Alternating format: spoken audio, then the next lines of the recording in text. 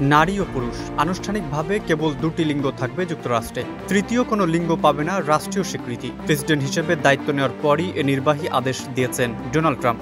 বাতিল করেছেন বাইডেন আমলের এলজিবিটিকিউ সুরক্ষা ও বৈচিত্র্য কর্মসূচি। ট্রাম্পের এমন পদক্ষেপে তীব্র প্রতিবাদ জানিয়েছে তৃতীয় লিঙ্গের অধিকার রক্ষার সংগঠনগুলি। পাশাপাশি সাধুবাদও জানিয়েছে অনেকে।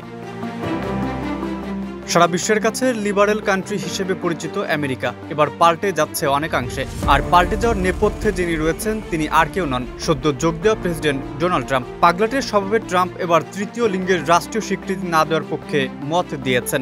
এমনকি এরই মধ্যে এ সংক্রান্ত আদেশে স্বাক্ষরও করেছেন তিনি। মার্কিন যুক্তরাষ্ট্রের ৪৭তম প্রেসিডেন্ট হিসেবে সোমবার শপথ নেওয়ার পর বিভিন্ন বিষয় নিয়ে কথা বলেন ট্রাম্প। সেখানে ট্রান্সজেন্ডারের বিষয়টি তোলেন তিনি। ট্রাম্প এলজিবিটিকিউ সম্প্রদায়ের মানুষের অধিকার রক্ষার লক্ষ্যে পরিচালিত বিভিন্ন নীতিমালা দ্রুত বাতিল করার জন্য নির্দেশ প্রদান করেন।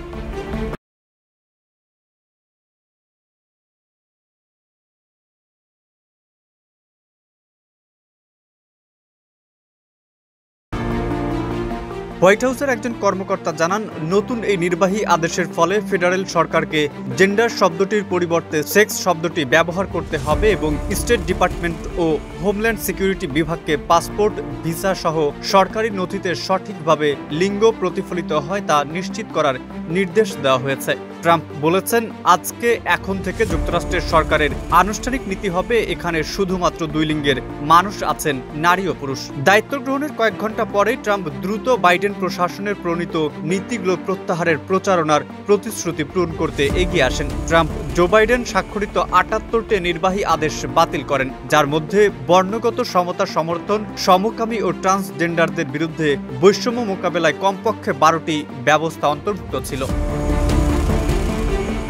২০২২ সালে মার্কিনদের পাসপোর্টে ট্রান্সজেন্ডারদের লিঙ্গ হিসেবে এক্স লেখার সুযোগ দিয়েছিলেন সাবেক প্রেসিডেন্ট জো বাইডেন। হোয়াইট হাউসের দায়িত্ব গ্রহণের পর ট্রাম্প এবার তার নির্বাহী আদেশে লিঙ্গ হিসেবে শুধু নারী ও পুরুষকে স্বীকৃতি দেওয়ায় এই সুবিধা বন্ধ হয়ে যাবে। ট্রান্সজেন্ডারদের জন্য যেসব সরকারি কার্যক্রম রয়েছে সেগুলোতেও অর্থায়ন বন্ধ হয়ে যাবে এই আদেশের ফলে। ট্রাম্প কৃষ্ণাঙ্গ, হিস্পানিক, আদিবাসী, আমেরিকান, এশিয়ান আমেরিকান এবং প্রশান্ত মহাসাগরীয় দ্বীপপুঞ্জের বাসিন্দাদের সাহায্য করার লক্ষ্যে অন্যান্য আরও বেশ কিছু আদেশও বাতিল করেছেন। গেল বছর মার্কিন প্রেসিডেন্ট নির্বাচনে প্রধান দুই দলেরই গুরুত্বপূর্ণ এজেন্ডা ছিল গর্ভপাত ও লিঙ্গ।